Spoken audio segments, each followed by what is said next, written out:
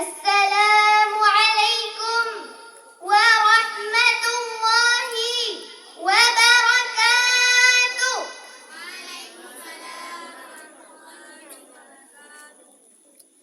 الحمد لله الذي خلق الإنسان في أحسن تقويم وعلمه البيان، والصلاة والسلام على رسول الله سيد البشيرة وأستاذ الإنسانية صلى الله عليه وسلم، وعلى آله وأصحابه ومن اهتدى لسنته ودعا بدعوته إلى يوم الدين.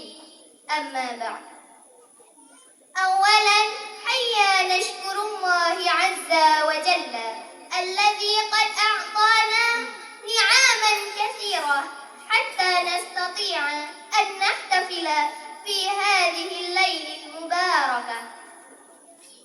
وثانيا المكرم إلى رئيس القرية الجبري وهو سيد بختيار حسن، والمكرم إلى الإمامنا الكريم وهو سيد فتني الرحمن، والمكرم إلى الجميع الكفة المسبقة، والمكرم إلى الأحكم العدل والرشيد، ثم المكرم إلى الجميع المستمعين الكرام. أيها المسلمون في العقيدة، سأتكلم هنا تحت الموضوع المسلمون الآن. اعلموا أيها الإخوة على أن الأمة الإسلامية أمة كبيرة، أمة عظيمة، وكذلك أمة قدسها القرآن.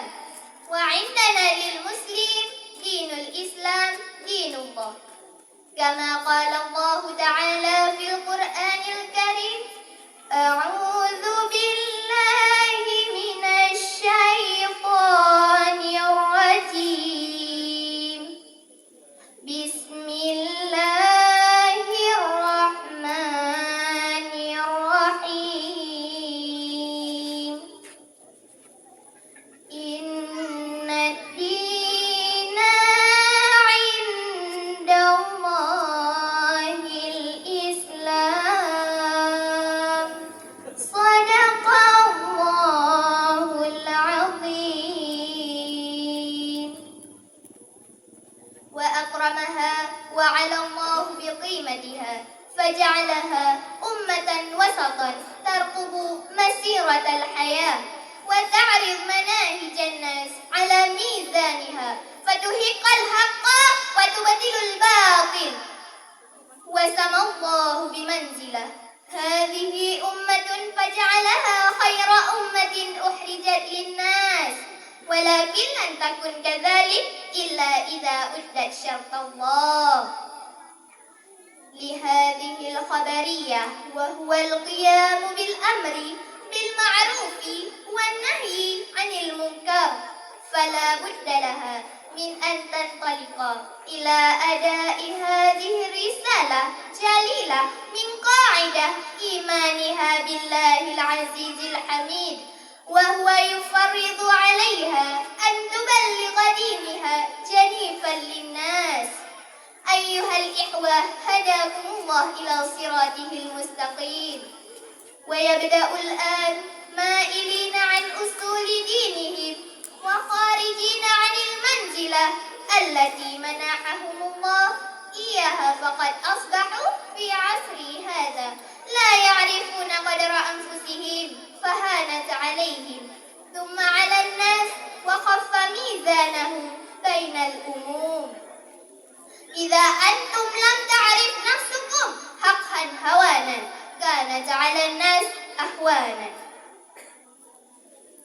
أيها المسلمون في العقيدة رحمكم الله، أننا نعيش في عصر تشتد حاجة بشرية إلى الإسلام ومبادئه، بعد أن عجزت مادية عن إشباع رغبة الإنسان في تمسك بعقيدة مضيئة تتلقى مع فطرية كما أننا في عصر تشتد حاجة المسلمون أنفسهم إلى معرفة دينهم، أحذين عن متابعة الأولى أحذا مستنيرا والبصر بأحكمه، فإن عددا غير قليل من جماهير المسلمين تسيطر عليهم أمية دينية رهيبة، فعامتهم لا يعرفون كيف يقيمون الصلاة أو يضبطون صيامه، ولا يعرفون متى وبأي قدر يخرجون زكاته. فأما الحج أيها الإخوة فهو أكثر الأركان الإسلامية غموضا في مدارك المسلمون.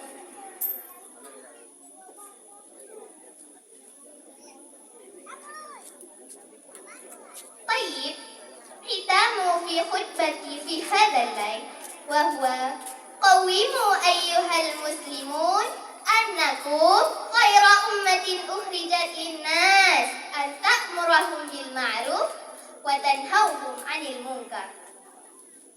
والآخرة لا بد لنا أن نؤمن بالله عز وجل.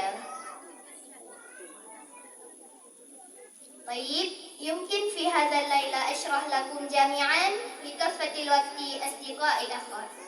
شكرا كثيرا على اهتمامكم، عفوا على الخطأ. كفيت هنا كلامي وأقول لكم والسلام عليكم ورحمة الله وبركاته.